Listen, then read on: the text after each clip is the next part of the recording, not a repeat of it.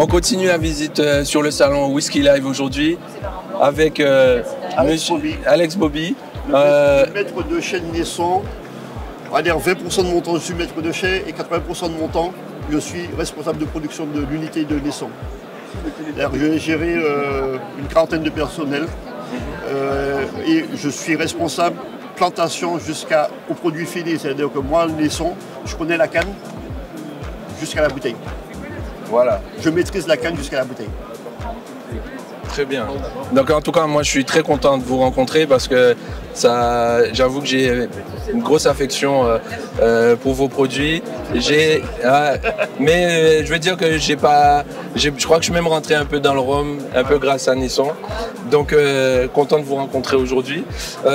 Aujourd'hui, justement sur le Whisky Live, aujourd'hui, vous avez quel type de produit à nous faire découvrir? Je vais d'abord dire une chose, je suis Rhum Club Guadeloupe. Oui.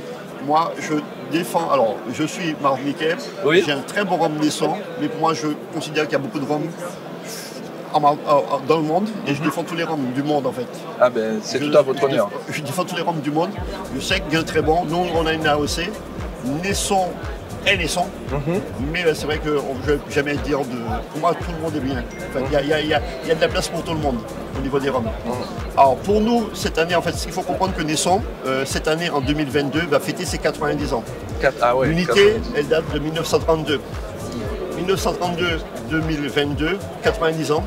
Et nous, ce qu'on a prévu de faire pour cette année, en fin d'année, on va fêter normalement le 10 décembre, notre anniversaire, les 90 ans. Mais comme on a notre distributeur qui s'appelle la Maison du Whisky, on a voulu présenter nos rhums déjà sur Paris. Alors, c'est des rhums qui sont sur Paris, alors qu'ils ne sont pas encore sortis en Martinique.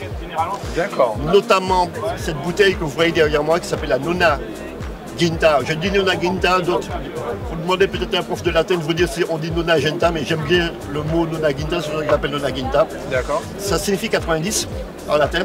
Ok. Alors ce rhum-là résulte d'un assemblage. Là-dedans, vous avez un rhum de 18 ans, un 21 ans et un 23 ans. On n'a pas tous les jours 90 ans. J'ai mis ce que je pouvais mettre au maximum dans mes rhums. D'accord. Et ce rhum-là, en fait, a une complexité, un côté cacao, un côté chocolat, de la vanille, de l'épice, des fruits confits qui sont étonnants. C'est uniquement des mélanges, ce qu'on appelle un XO parce qu'en fait, je n'ai pas ajouté d'eau. J'ai pris les rhums bruts et je les ai mélangés. Il y a pratiquement, alors on va dire 86% du 18 ans, 18 avril 2004. Il y a du 97. Alors le 97, c'est un rhum que j'ai sorti à l'époque pour la maison Vélier, pour les 70 ans de Vélier. C'est un rhum qui avait plus de 20 ans. Je l'ai gardé après chez moi 23 ans. Alors, ce qu'on appelle l'Armada chez nous. Alors chez nous, nos rhums Armada, ce sont les derniers fûts qu'on a mis en bouteille. Qu'on perdait chaque année par évaporation. Tous les rhums des années 90, on a décidé de les mettre en bouteille. Le dernier fût, alors c'est pour ça que j'ai certains rhums où il y a moins de 200 bouteilles. Oui. Ce qu'on appelle les Armada. Ouais.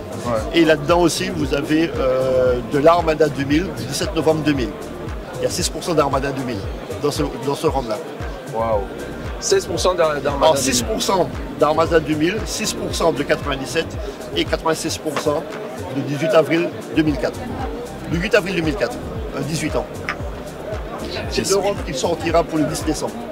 On a prévu une grosse fête à distiller pour les 90 ans. Et donc il y a une grosse fête aussi en Martinique Il y aura la fête en Martinique. Là, on le présente à Paris. Alors, Naisson est connu aussi sous les rhums blancs, parce qu'en fait, il faut savoir que Naisson a une façon de travailler qui est différente de tous les rhums de Martinique. Parce que le principe même, alors tout le monde, en Guadeloupe, on fait du rhum aussi, c'est du jus de canne, on met de la levure, on fait fermenter, on obtient du vin, on distille, on obtient du rhum. Alors, là aussi, ils nous demandent de faire des rhums entre 65 degrés et 75 degrés d'alcool, ce qu'on appelle l'esprit rhum.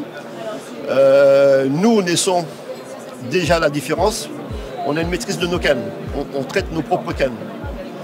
Deuxièmement, on a une levure de boulangerie, mais qui ne vient pas du blé européen, mais qui vient de la canne à sucre. On a une levure indigène canne à sucre qui est brevetée levure Naisson. La levure, c'est-à-dire que c'est simple, je viens de la recherche. Vous changez la levure, Prenez une levure œnologique, prenez du jus de canne, vous ne faites pas du rhum. Le produit sera différent. La levure adaptée, notre levure indigène, c'est 80% de notre rhum. D'accord. Et après, derrière, on a une colonne, qui est une colonne particulière, qui est une colonne chez nous qu'on appelle la colonne Saval, qui est toute en cuivre. Cette colonne, elle est toute en cuivre, et le cuivre, c'est un métal qui est un catalyseur des arômes, qui concentre les arômes. Autrement dit, je fais le vin et je concentre dans ma colonne en cuivre. Rien qu'à ça, ça me permet de sélectionner en sortie de colonne mon rhum, c'est-à-dire que je suis un maître de chai qui va sélectionner ses rhums tous les jours. Je vais goûter tous les rhums à 72 degrés, 75 degrés, tous les jours. C'est-à-dire que si je distille 4 cuves, je goûte les 4 rhums, et ça me permet de savoir si demain je goûte ce rhum, je fais du 50, je fais de la 55, je fais de la 52 ou je fais du vieillissement. J'ai déjà assemblé mes rhums en sortie de colonne. Donc vous vous occupez aussi au niveau de la distillerie, vous vous occupez et du vieillissement et de la distillerie aussi? De toute l'usine. Je suis le responsable de production de toute l'usine. Non mais pourquoi je vous dis ça? Puisque on a visité effectivement d'autres distilleries où il y a des métiers. Il y a un responsable champ, et ben non, il y a Alex qui va gérer le champ, qui connaîtra le champ, qui saura quelle parcelle qu'on va couper en premier et qui va gérer la distillation, les fermentations, jusqu'à la mise en bouteille. Celle-ci, bon, on a 90 bouteilles sur Paris et le reste normalement est prévu pour être vendu en Martinique le 10 décembre, pas avant. Vous êtes sur quel type de bois? Alors c'est du chêne américain. C'est du chêne américain. Je ne vais pas vous dire le temps et la température. Non, quand même pas, je n'irai pas jusque là. Mais effectivement, en jouant sur le temps et la température, alors pour l'avoir fait déguster, parce que tout le monde le déguste sur le stand. Alors les élevés sous bois, alors le rhum blanc c'est passage, la définition des rhums de l'AOC c'est 6 semaines, on laisse reposer, on peut commercialiser en réduisant. Un rhum vieux, c'est minimum 3 ans en fût de chêne. Bien sûr. Un élevé sous bois, c'est entre 12 et 36 mois. D'accord. Vous n'avez ici que des rhums de 12 mois, que ici, vous prenez n'importe qui, vous le faites déguster, vous le demandez là, il va vous dire 3-4 ans, alors qu'il n'a que 12 mois de rhum. On ne peut pas l'appeler rhum vieux. C'est par la chauffe qu'on va gérer le goût. Tout à fait. On peut travailler, moi je monte jusqu'à 700 litres en fût. D'accord. En profil de chauffe. D'accord. Ok. Bon. La définition, en fait, un rhum vieux, c'est maximum 650 litres dans la OC. On reste toujours à OC, nous. D'accord. Mais on peut faire du paille, je faisais du paille, ce qu'on appelait le rhum paille. On peut le faire dans des grands fûts de 2000 litres. Ouais. Je travaille sur, on va dire, entre 225 et 700 litres pour les chauffes. En tout cas, merci beaucoup Monsieur Bobby, franchement, très content de vous avoir rencontré pour une première fois. On espère avec le club justement organiser quelques sorties vers la Martinique parce qu'on bouge avec nos adhérents. Donc, en live ce que je fais en fait. Donc si vous nous accueillez, on serait très contents. Et c'est sûr que ce sera moi en fait. Bon ben, on programme ça. Tout à fait. On sait bien, j'ai la famille à Saint-François. Bon ben, voilà. Merci encore. Hein.